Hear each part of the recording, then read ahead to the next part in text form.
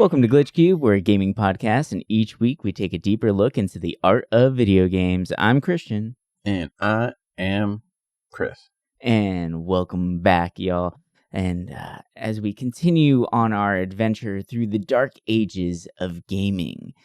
And it's actually kind of funny. When we first started this little mini-series, we wanted to really focus on the failures of gaming. And the more info and more research that I feel like we're doing on it, it's hard to call these things actual straight failures. Like, sure, they flopped in the market. They didn't make the money that was originally intended, but they have such interesting, innovative ideas that they just expand what we currently have. And you can tell that they really laid the groundwork for what games are now. And today we have two very interesting consoles for you. We're going to be tackling the handheld market. We're going to be talking about the Atari Lynx and the Nokia N-Gage. And if you haven't heard of either one of those, there's a good reason. Because they didn't do so hot. And yeah, so let's just jump right into it. Let's get engaged. Let's get engaged. But yeah, let's get engaged by first talking about the Lynx. Yeah. So one real big thing, like I mentioned on it, I touched on the issue that like these games, yeah, sure, they were like quote unquote failures, but they did address issues in the market that were coming up at the time in very innovative, interesting ways. They just didn't happen to deliver on the results that were expected of them. And just a little plug before we hop in here. We do have a second show for you guys, and if you haven't heard it yet, it's called Murder of Grey, or Mogpod, as we like to, cheekily call it. But on our next episode, we're going to be talking about AI, and they have very similar issues to these kind of quote-unquote failed consoles, in which AI doesn't do exactly what we want it to, and that's kind of like the big issue or big scare behind it. So if you guys are interested in that, you want to hear some more, we go into different moral and ethical dilemmas each week, and we just have fun doing it. Be sure to check it out. You can find it on any one of the podcatchers that you listen to, and most likely you can find it on the one you're currently listening to right now. So like I said, Murder Grey Podcast, check it out, give it a listen, and let us know what you think. So now we're going to be going into the Atari Lynx, or which was originally known as the Handy. Hey! So, which is perfect for the Christmas season. What would you like more? An Atari Lynx or a Handy for Christmas? A Handy from Santa. Ooh. Oh, God. It just puts the whole image of sitting in his lap and asking him. Oh, no. He's sitting in Santa's lap, and he's like, "What do you want for Christmas, little boy?" A Handy. I want a Handy. It's just horrible. But, all right. So, this system was originally developed in 1989, which is, it's old. And I know it's old because that's what year I was born. I'm an old person. But what's astonishing with this is, given the time frame of when this system came out, what it was able to accomplish is kind of amazing. And a lot of people do say that the Lynx was definitely before its time. It was able to give us some stuff that was almost thought as impossible on a handheld system, but just didn't kind of hit the mark, unfortunately. And during the same year, the Game Boy actually came out, which of course was his main competition, and was insanely successful, and still is to this day, which blew up their, Nintendo's handheld markets area, right? So the Lynx had some stiff competition, and I do want to go over the design of this and some of the features that were involved with the Lynx, because they are kind of amazing when you think about the time frame that they came out. So the Game Boy was insanely successful, but it was just a black and white screen, right? Very simple, one orientation, potential for 4-player multiplayer, but you had to link up a bunch of cables and all that. So it worked, and it did well, just didn't have as many features as the Lynx did, which makes it interesting that the Lynx is the one that actually ultimately failed. So one of the cool things that you can definitely see, I guess, pave the way for mobile gaming nowadays is the fact that the Lynx had different screen orientations that you can accomplish by just pressing a single button. So you can have a right-handed or left-handed feature just by flipping the screen and pressing the button to switch to flip it. And then some of the games also were played in portrait mode, which is very strange to think about with a handheld system, right? Like, especially during this time, you just don't really see that many different like orientations that you can potentially play a game. It's you pick the console up and then you're done, right? Which Mm-hmm. I guess at the same time could lead to like overcomplication during that time, right? It's a lot of information overload. It's like, oh well, you could do this, this, and this. Whereas instead, like with the Nintendo, they the whole KISS rule, keep it simple, stupid.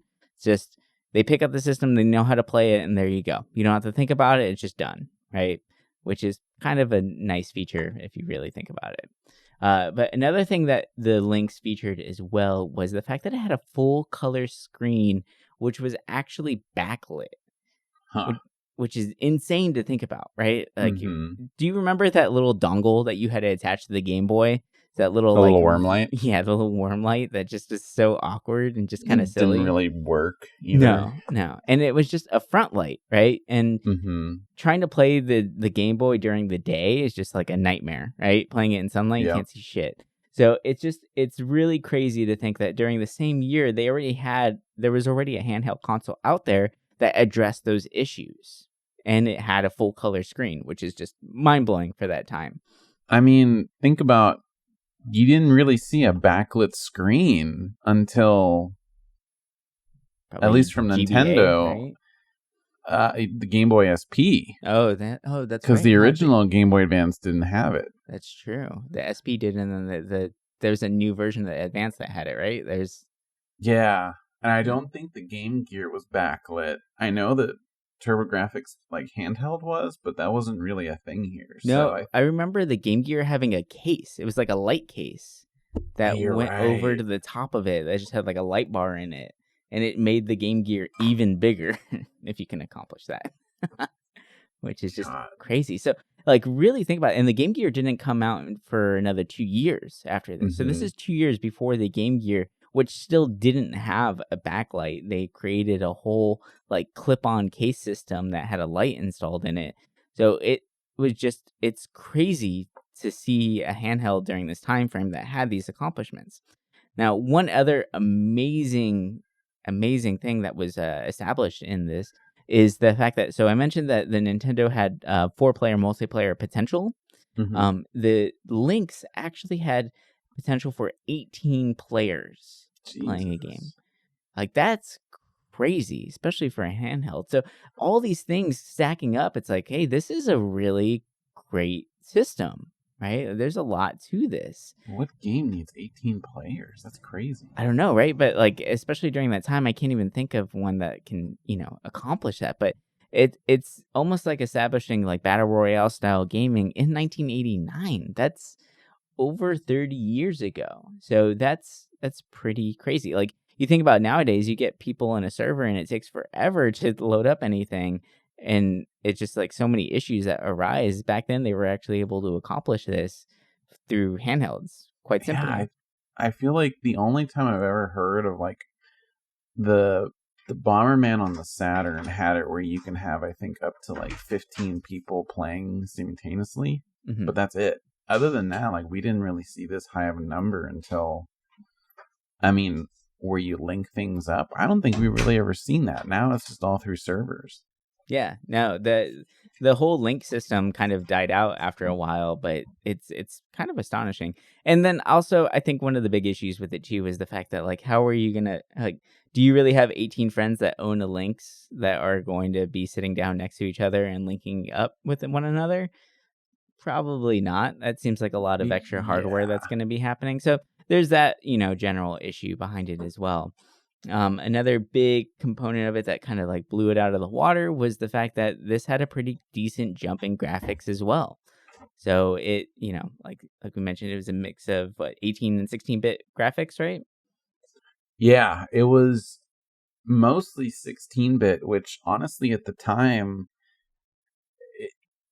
there wasn't really 16-bit around. You have to think this came out like towards the end of the Master System, the NES, and then the Game Boy. I mean, those are all 8-bit consoles. We didn't see 16-bit until 1990 with the Super Nintendo and the Genesis, and for handhelds, we didn't see a 16-bit until Game Boy Advance, I think, if I remember right. Yeah, I believe. Or maybe the Game Gear too, but I think the Game Gear jumped to 16, but that was 2 years later. And the systems that came out a year after this Lynx were consoles. They weren't handhelds. So, once again, that's just astonishing to think about. Like the jumps in technology for this handheld, everything seems to be going in the direction of this being just a pure juggernaut of a handheld that no one can surpass. But unfortunately, there were some issues with these new innovations that definitely did lead to the ultimate downfall of it. Do you want to start us off with some of these issues? Well, I mean, the cost was just astronomical for a handheld. Oh my god, yeah. So at the time, remember, the Game Boy is its ultimate competition, right? And the Game Boy actually it started out at $89.95, which during that time was kind of a big jump, for kids. Games weren't as huge, and it's hard to convince your parents to buy you a system, right? And I did end up getting a Game Boy one as a kid, but I can't imagine asking my mom to purchase something at the cost of the Lynx, which during time of release was $189.95. So it was straight up $100 more than the Game Boy was. It's like the price of a console back then. Yeah. So basically, but at the same time, you got to think this did have more power than the consoles that were currently available to people. So you can kind of justify the cost a little bit there. Now, when you take into the idea of how many batteries you're going to be buying for this thing, then the price just is exponential from there, right? So that too. The battery life on this system was horrible. So for comparison, the Game Boy, it used 4 batteries, and it lasted typically between 10 and 30 hours. And that's a pretty big jump between, the variance of hours.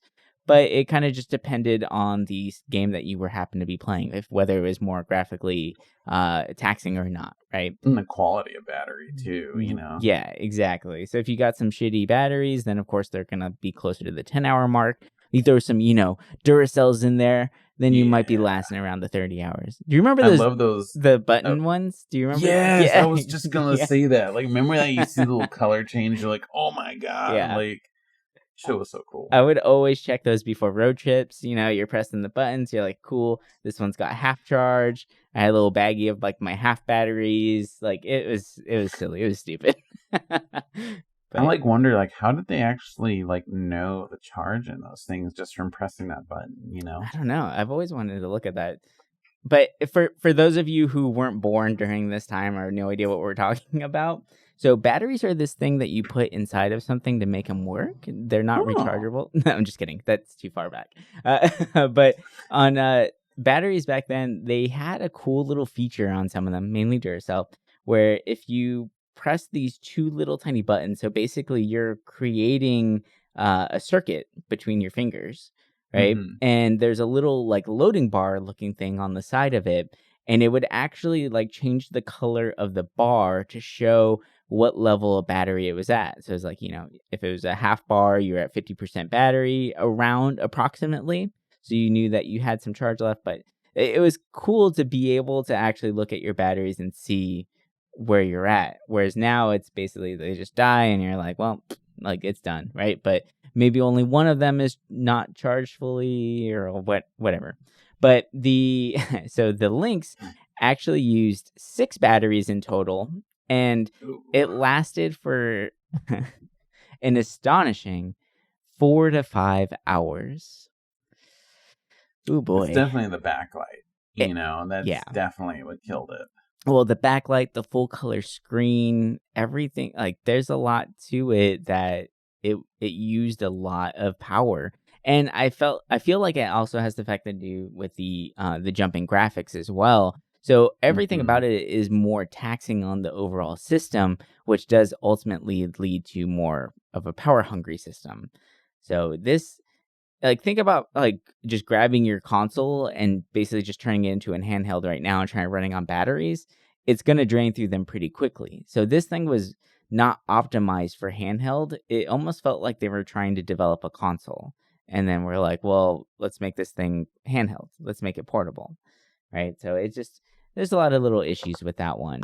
Yeah, it's like you look back, and I mean, the Game Gear needed 6 batteries too. And then, actually, I just remembered the first really big name handheld that actually looked good was the Sega Nomad, which was kind of a version of the Genesis, but it was portable. And it had a And it cool needed name. 6 batteries, and I think it lasted about the same, like 4 to 8 hours. But I mean, you were able to play your Genesis games on the go. Like, it was really cool. Right. But those were But power hungry games. So yeah, yeah, makes sense. Now, another pretty big issue with this is that this over the whole lifetime of the game system itself, it really didn't have that many games to its name. It actually, during the whole lifespan, which I believe was only, what was it, 3-4 years? yeah, it was around 4 years, I Around think. 4 years, there was only 75 titles across the whole thing, which is across 4 years, only 75 games. That's not a lot of variety for people to choose from. And it didn't sell very well in its first month. But it sold decently, right? And I think it was the initial idea that, like, of how many different features it had. It sold 50,000 units in its first month. But Yeah, when which isn't bad, but it's not great, right? yeah. Whenever it comes down to these things, when you look at the Game Boy, which has sold over millions of units over the course of its lifetime, it just, it's hard to really compete with that. But the Game Boy did have a nice little caveat where it actually shipped with Tetris, so that definitely did help with the overall sales of the game system. So if you think about it, for $89.95, you're getting the Game Boy and Tetris, which is the number one selling game of all time. Mm-hmm. So it's kind of like a no-brainer, right? Nintendo did a really smart idea whenever it came out with that one. So these things just really don't bode well for the Lynx. It just wasn't. There's so many things like going against everything that they're trying to put forth. They have a very innovative product that should have done very, very well, but unfortunately just didn't hit the mark. It wasn't what people were expecting, and I feel like that seems to be the running trend for a lot of these games or systems that we're running into with these quote unquote failures. Is that the marketing is playing up this amazing idea, and it does hit those ideas on certain marks, but it just doesn't go all the way. It doesn't do exactly what the critics or the consumers were originally thinking that it would actually accomplish. So it's kind of sad. Definitely another thing with the games too is that a good majority of them were created by Epics, which, to make this kind of a not a long story, Epics were actually the company, from what I remember, that created the Lynx. Mm-hmm. And they were, they needed money to be able to fund this. So they first went to Nintendo, and Nintendo said, no, we're not doing that. We already have something in the works, which was the Game Boy. So they brought it to Atari, and Atari was like, yeah, we'll do it for you. You just got to make the quota. So while they were doing that, they published and made a lot of games for the Lynx. Mm-hmm. So you weren't getting some of these big hits from other consoles, right? Like, obviously you're not getting your Nintendo franchises, but you're not really getting any like big developers from Japan helping you. So it's like a bunch of like random games that are starting their life on this handheld that no one knows about. And another thing too is that once Atari started noticing the Lynx wasn't selling well, they kind of bullied Epics into handing Lynx over to them, and they kind of bought it, right? Right. Because they weren't able to pay for it. They had to file bankruptcy. So, I mean, there was that sour taste that, they kind of stole their idea, and now they have to make games for it. Like, it doesn't bode well. Yeah, they're And I burning think, bridges. Yeah. and which Atari, I feel like, I don't know, Atari, if you really look at their history, like, they had really strong beginning, but after that, every time they've done something, it's just like almost feels unnecessary. Mm-hmm. But I mean, it's a bummer what they did. I don't think they did the same thing with the Jaguar, but I mean, that's a whole different episode. Yeah. No. So obviously, a lot of the consumers were pretty jaded, and just they felt like they got gypped out on what was promised of them, right? So 2 years later, in 1991, Atari actually came out with the Lynx 2. And this actually addressed a lot of the original issues with the original Lynx. It did have a better battery life. The design was much smaller, which actually there was an interesting quote by some of the game testers for the original Lynx, where apparently the testers themselves were saying, make it bigger, bigger is better.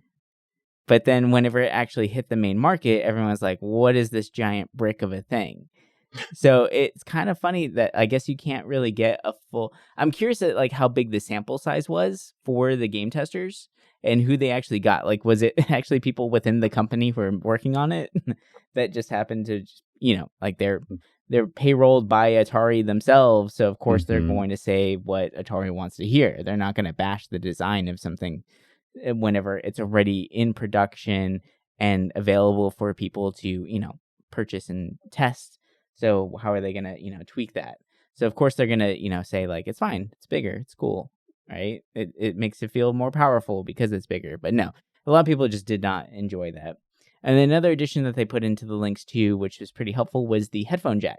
So then you can, listen to your games instead of having it blast out for everyone else to hear around you, which was a really weird thing back in the day. And I feel like we're not seeing this now because of the whole resurgence of like, quote unquote, nerd culture is cool, right? Like everyone is like a Marvel geek now. Games are becoming more acceptable. But back in the day, if you were a gamer, you were kind of like looked at as a loser, right? And a lot of these systems try to make you look cool while gaming, or like kind of like hide the fact that you were right? The designs and everything like that were kind of showcased in that. And that's something that we're going to go into later on with the next console that we'll be talking about, which is the N-Gage. But before we get into that, there's a little bit more for this guy, the Lynx. But of course, this game system just didn't really do well. People were already kind of, like I mentioned, they were angry with the first one. So of course, why are they going to invest more money in a part 2 of something that they've already grew to kind of like hate, right? So ultimately, the Lynx does get discontinued. But what's interesting is they're still kind of making games for the Lynx. Yeah. Which is weird. Do you want to go into that? Because that's crazy. Like, this thing is how old and people are still developing? So it surprisingly has a pretty big like homebrew community, and there's mods for it too. I was just looking up the mods, and there's installable battery packs that are rechargeable through USB, something that makes the screen brighter. There's other mods too. Like, people have basically put a lot of work into it. But what I found interesting was I was looking at the unlicensed games that have come out since its discontinuation, and there's actually quite a lot of games. This year alone, even I think it was just maybe a month or 2 ago, 4 titles just got released on it. That's crazy. And they look pretty cool. They're kind of your typical for what you would find around the time, like puzzle and shooter and stuff. But it's cool. And I mean, they look great. And I know that a lot of developers that are into this homebrew, I mean, they'll make those games available on other platforms too. Like, an example, you look at like Pure Solar. And I think Xenocrisis. They originally was on PC, and then I think Pure was slowly for the Genesis, and then they moved it to other platforms. But you see these people releasing these new games on multiple older consoles, and the thing with these games created for the Lynx, I don't think you can even play them on the PC, so you would need a Lynx to play them. Oh, wow. And before that, it looked like there was like 3 or 4 games released in 2018. And I mean, it has a little community there. People are definitely still interested in trying to make it work because it's kind of a cool looking handheld. I mean, would I personally ever buy one? No. But I mean, it's cool. Right. You know, I love handhelds. I'm a sucker for them. If I could afford all of them, I'd buy them all just for the hell of it. Yeah, it's it's a tough one to really like sell, and especially now. Like, I love the fact that people are modding it still, and developing games for it. But it's like a niche, like kind of like nostalgia market at that point. Yeah. So, like I mentioned, the Lynx did something interesting, and a lot of these systems do this too, where they try and come back and say like, okay, the first one didn't do so great, but check this out, right? Like, we made it again, but we made it better this time, we swear, right? And it's hard to really gain back the trust of the audience after they've been kind of duped, or they feel like they were duped from the original version. One example to kind of bring it into modern day would be like No Man's Sky, right?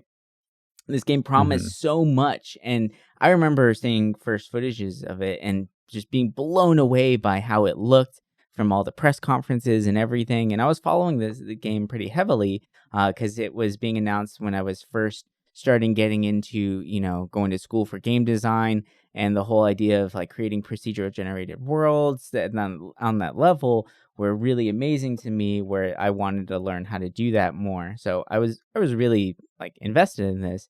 And then when the game came out, it just was not what they had said. None of the footage was actually like real. It was all, CGI footage, and they didn't tell us that. So there's a lot of things that kind of like burned us as a consumer.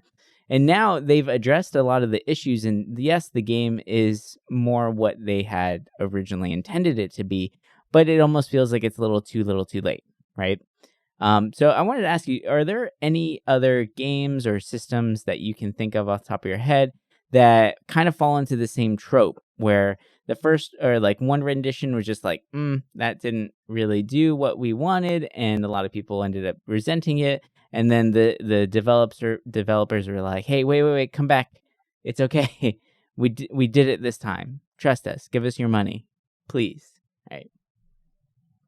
I feel really sad because I remember when No Man's Sky came out, and I walked all the way to the game store to get it, and I played it for a night, and then I was like, this is it. Just reminded me of that. Yeah. But I don't know if you saw their latest expansions. Freaking cool. But yeah, like I said, it looks awesome now, but I feel like they're never gonna have the audience that they could have had. Yeah. For me, I mean, I think about Final Fantasy 14 when it first released. It was awful. Yeah. And it, but they were able to turn it around. They were able to make a game event making fun of, destroying the old and bringing in the new. And I mean, look at it now. It's super successful. Yeah. I mean, to me, that's the first one that comes to mind when I think about a story like No Man's Sky.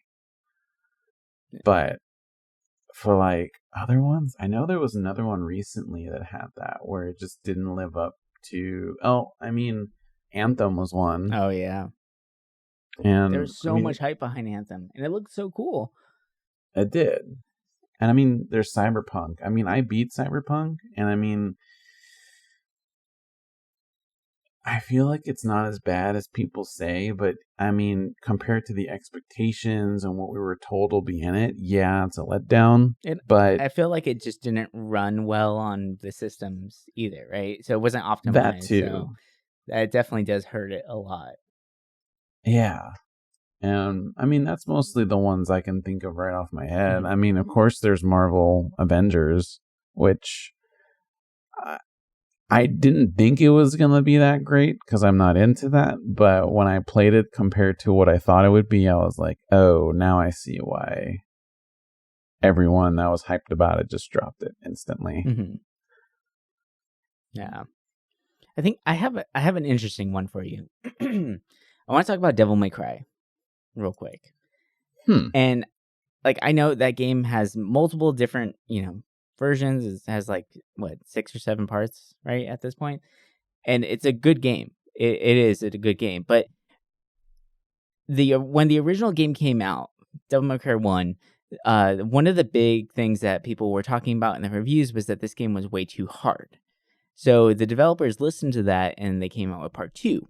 And then part 2 was just, exactly, that's the reaction. Part 2 was garbage. It was way too easy. There was nothing really to it. They changed up the overall formula of Devil May Cry, and it just wasn't the same thing anymore. And then the developers came out with Devil May Cry 3, which went back to the more difficult roots of it and paid more homage to the first one and actually was able to save the franchise overall.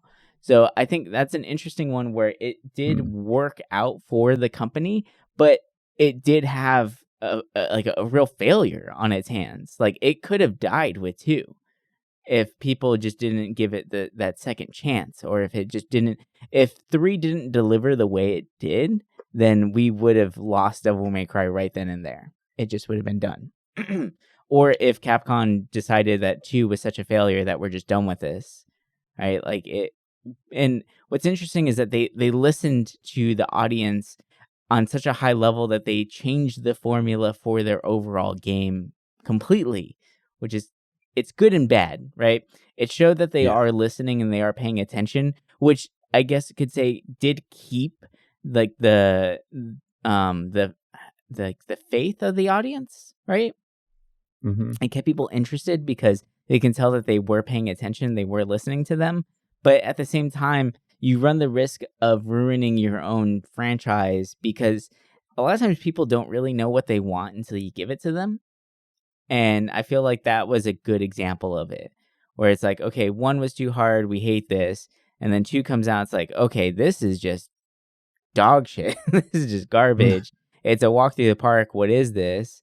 And then 3 comes around, they're like, okay, like we do like difficult games. It makes sense, right? And it just kind of fit that trope. And they were able to find a really good balance between it. And those games are amazing now. So I feel like that's a really interesting look at the history of a franchise that was able to successfully turn it around. So it's a fun one. I didn't even think about that one. I remember hating 2. I returned it the same day I bought it. Damn. Yeah. I played it for like 3 hours. I got it real early in the morning, went home, started playing it, and then about like 3 hours later, like the same employee was still working there. He's like, "You're back already?" I'm like, "I want to return this." Oh god. And he was like, "Yeah, that makes sense. I've had a lot of returns lately." I was like, "You could have told me that." Right. But yeah, so it is nice to see that they were able to bring that back, because Devil May Cry is one of my favorite franchises. I love those games. They're so much fun. So have you played number 5? Yeah, I have. Okay. Yeah, I like it a lot. They're fun. Like, they're really enjoyable. They're just a good time. And I like that they kind of almost don't take themselves too seriously at this point, which is nice. Yeah. So it actually works for them much better. Yeah, I agree.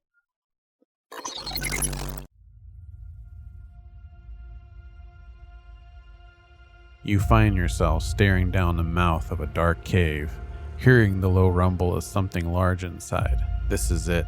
Everything you have been fighting for lies just within this cave. Hey man, what's the matter? This is your big ending fight scene. Yeah, sorry about that. I've just been so tired today. Feels like I've been hit with like 2 points of exhaustion. Ugh. You know what? I have just this thing to get you back into the adventuring spirit. Really? Of course. I have a delicious roast from Geek Grind Coffee. Huh. That sounds pretty cool. What kind of brews do they have? They have blends like Dragon's Roast, Dwarven Dawn, Wizard's Mist, and so much more. They have even one celebrating Jim Henson's The Labyrinth, the Goblin King's Elixir. Whoa, those sound awesome. I'm waking up just hearing about them. Is there an easy way for me to pick up some? I got you. For the fans of our show, if you visit geekgrindcoffee.com right now and enter the promo code GLITCH at the checkout, you will get 20% off your order. Whoa, that's great. So you're saying if I go to geekgrindcoffee.com right now and enter the promo code GLITCH at checkout, I'll get 20% off my order? That's amazing. That's right-yo. All right, I'm ready for this adventure. Bring it on. Hey, that's a natural 20. Just like the discount you can get when entering the promo code GLITCH at geekgrindcoffee.com. Level up your morning with Geek Grind Coffee.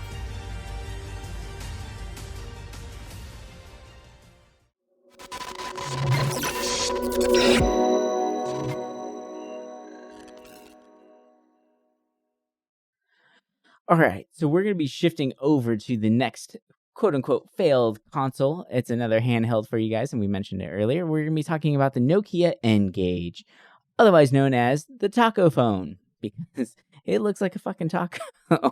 The design of this system is just all kinds of wrong. But their heart was in the right place when they wanted to design this. The original idea for the N-Gage was the fact that this came out in 2003, right? So quite a while since the Lynx. So we're jumping forward in time a little bit. But during this time, handhelds were a really big deal. Cell phones were huge. Nokia was killing it.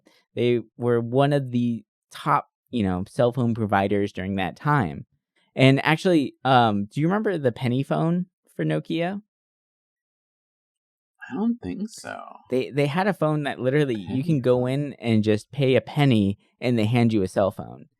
And at that time I was like, holy shit, this is amazing. And I remember that phone just being an absolute brick of a phone. They made their phones indestructible. And to the point where I had a buddy in high school, I was on the wrestling team, so of course everybody gets rowdy and whatnot. But he would actually throw his phone at people from across the room, and nothing ever happened to this thing. It never broke. It was just whatever, right? And it just became kind of a weird little funny thing that we do. And of course, boys being boys, anything to do to hurt each other, that was funny for us, which is just stupid. But that's how we were. But I remember one year, I think it was my junior year, we were at States for wrestling at the time. We were all staying at a motel. We were all being little shitheads and running around. And he goes and throws his phone at somebody. And we were on the second story. And it ends up going over the balcony and landing on someone's windshield. It cracked their windshield, but his phone was fine. It was just there sitting on their car.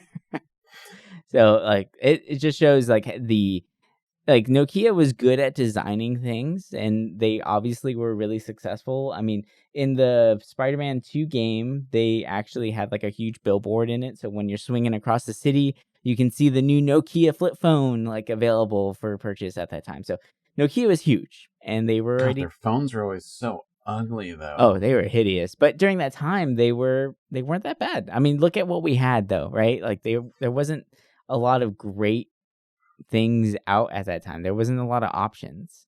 This is before the iPhone became a big thing and all that. So Nokia noticed that there was a little bit of a problem. People had too much stuff in their pockets or on them. They noticed that people were starting to carry around their cell phone, and they also had a handheld console at the same time. So they figured, why not merge the two? Which makes sense. And iPhone ended up doing this and actually doing it successfully whenever they were able to combine the ideas of a phone and a game together. Nokia, unfortunately, did not have that success. So they did come out with the N-Gage, and the design was not very great. It just looks silly. It's kind of bulky. It's a little weird. It was a gaming system and a cell phone at the same time, but it didn't do either one of those things very well. The phone aspect on it was pretty poor. It dropped calls constantly. And one of the big caveats and one of the big jokes or memes from it is kind of where it got its nickname, the taco phone, was where they actually put the receiver and the speaker for when you're talking on the phone. They put it on the small edge of it, So you had to hold the phone sideways up to your face, so it looked like you were holding a taco on the side of your head. Like, it just doesn't make any sense, the design. I don't know why they didn't put that stuff on the front. Like, I guess maybe they didn't want to smudge the screen. I don't know. None of it really made any sense. And another thing, too, that was kind of weird at the time, especially when you were looking at phones and what they will look like, you had to hold it in landscape, right? That was the only way to use this phone. Wasn't so there was no like portrait. It wasn't like a one-hand device. There wasn't that ease of access. So you had to use it with two hands. All the number pad buttons were off to the right, and then you had your joystick and stuff like that off to the left.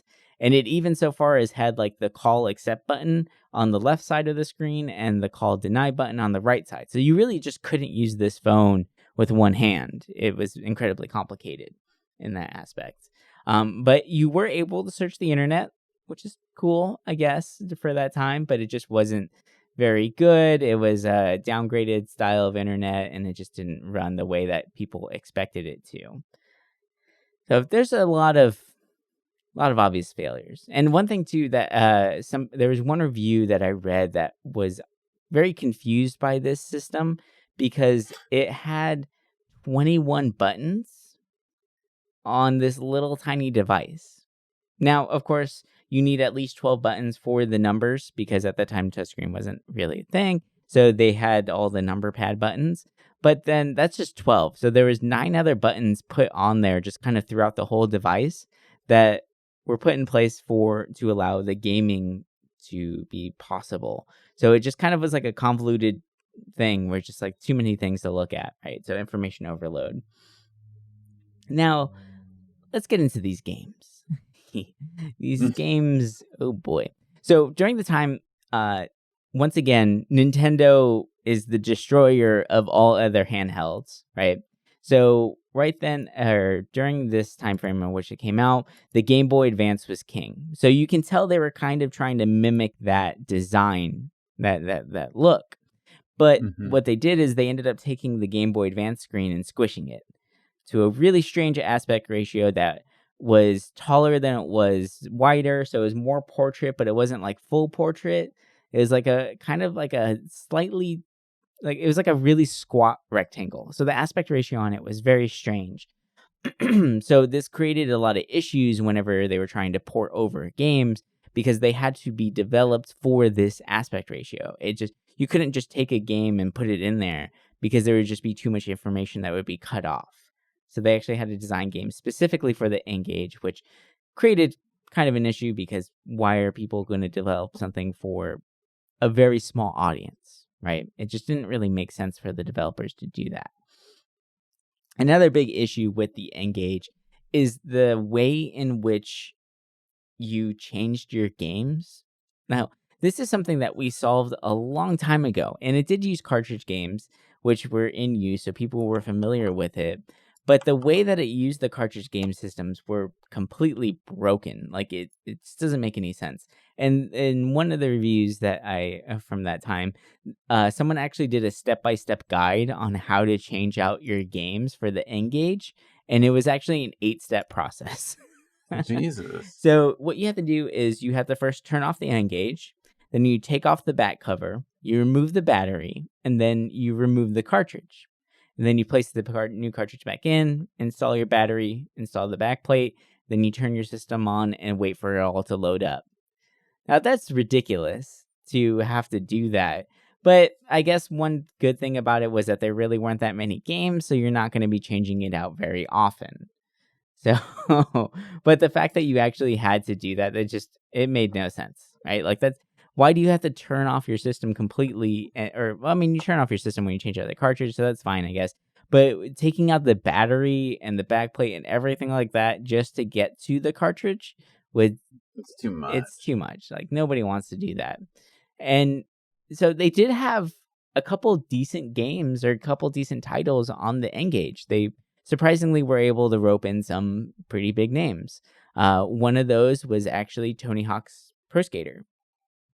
And apparently, this game, I believe on Polygon, they did a review for it, and it got like an 8.5 out of 10. Really? There's no sound to it. But apparently, like, the graphics were actually pretty decent. It had like 3D graphics on there. The gameplay worked really well. And people enjoyed it. They had fun with this system, which to me, I was like, what the hell? Really? Like, that's so weird. But I mean, yeah. think about the Game Boy Advance version of Tony Hawk and how kind of terrible those were. So, I mean, this actually looks kind of like the one you would expect on a console. So, I mean, I can kind of see now what they're saying. Yeah, it was more reminiscent of like the PlayStation 1 Tony Hawk, which at that time, being able to have something on that level as your phone and in your pocket, that's pretty amazing. So kudos to that. Then there was Tomb Raider as well, but that game was horrible. So everything just apparently felt really zoomed in. You couldn't really see the environment around you. And for those of you who know 3D platforming, if you're not able to see the environment around you, that is the most frustrating thing in the world. So not being able to get all that information and actually properly gauge where you need to go or where you're going, just a horrible, horrible thing. So the main failure of this system was the overall design of it. It just didn't really make sense. It wasn't a phone. It wasn't a game system. People were really confused by it. And they were projecting to sell 9 million units by the end of the first year. That was their ultimate goal. But so over the course of the whole life, I have to laugh at this because it's such an insane thing. They were able to ship, not sell, they were able to ship 3 million units over the entire course of the life of the N-Gage. So that definitely did not hit the mark that they originally were anticipating. It got to the point where they were even just giving it away with new plans. Like, it was just a free thing that people can have. And it just failed horribly. But some of the interesting things for it, they did give it a lot of chances to succeed overall. This phone game thing, the N-Gage, was sold in multiple different areas. You can actually pick it up at like EB Games, or like GameStop and things like that. And you can also pick it up at a cell phone provider. So it had 2 different areas. Like, it was really trying to branch out. But one thing I found really interesting, it wasn't sold in Japan. They never sent it there, and they never had plans to sell it in Japan, which to me didn't really make any sense because the Japanese market, like, they are mobile, right? Like, that's like... Well, that's where Nokia's from, isn't it? Nokia, I believe, is a Swedish company, Netherlands. It's something like that. The original Nokia. Oh. Yeah. I didn't know that. Yeah. So, but they did not have this game available in Japan. But the N-Gage apparently did pretty well in India. So it's kind of weird that they didn't branch out. And I think they would have been able to hit their sales goal a little bit better if they had done that, because Japan is so big in mobile gaming. So it's a little strange that they didn't branch out and, reach out to that market. So I don't really know what the thought process was there, but they really did miss the mark. So, like I said, the original goal was to sell, right? Get hands into the consumer of 9 million copies by the end of the first year. And over the course of the entire lifespan of the N-Gage, they were able to ship 3 million.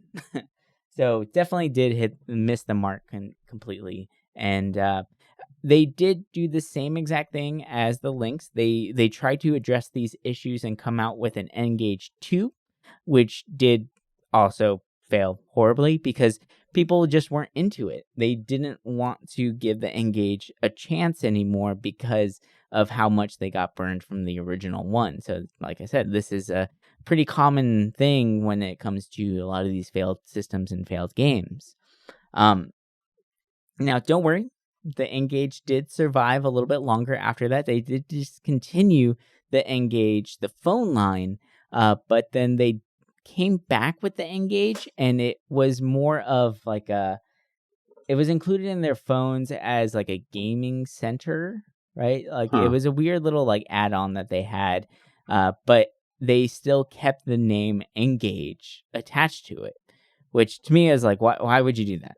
Like people are so Yeah. burned and they hate this thing, like, and ultimately it just didn't do well. And you're still trying to keep that name alive. Just let the thing die. Like, it just doesn't make any sense. But yeah, so they tried that out. It ultimately did fail, and they sold the N-Gage like name and the gaming center to Windows eventually. So I guess you could say they did kind of come up a little bit. I don't know what Windows did with this. I didn't look into that too far, but it did kind of live on for a little bit, but it just doesn't. It dies. Yeah. So the system got discontinued, and then the whole online service or the Game Center service, which was strange to think about, ended up going out as well. I found it interesting because I was looking at the titles released on it, and I mean, one, it's called Xanadu Next. It's from the Dragon Slayer series, which is a big, like, long, overarching franchise in Japan from Falcom. And I'm like, why was that released on a thing that is not in Japan? That's just weird to me. Yeah. But something even weirder is there's an Elder Scrolls game. Oh, wow. That only released on the N-Gage. Elder Scrolls Travel Shadow Key. And it looks like a dungeon crawler from what I'm looking at. And I'm like, how, like apparently nowadays when people buy the N-Gage, that's the game they're looking for from what I'm finding out. But I'm like, how did they get Elder Scrolls on the N-Gage? Like, that's just bonkers. Yeah, like Nokia obviously had a lot of pull, but they just didn't use it properly. So it's crazy to think about. And like I said, like both these systems have such interesting, innovative ideas, and they were pushing the market forward in the right direction, and in a direction that we definitely see today when we look at mobile gaming as well as handheld gaming.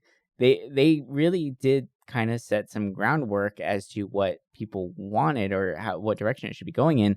They just did not do it properly, and it just ultimately leads to poor marketing. A lot of just not living up to the expectations, over promising, overreaching, just all that fun stuff. So it's sad to see, but what are you gonna do? So it's kind of tough to think about. Yeah. But yeah. All right. So that's going to do it for us this week. I hope you guys enjoyed this next installment into the dark ages of gaming, the failed consoles, the failed games throughout the ages.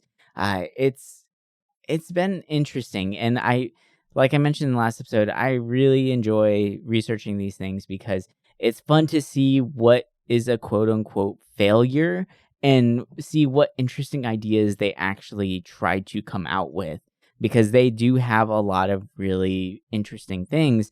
And both these systems were very powerful for their time. They made a lot of sense. And now, like, a lot of people are saying that either the critics were too hard on those systems, which they weren't. Those systems weren't great.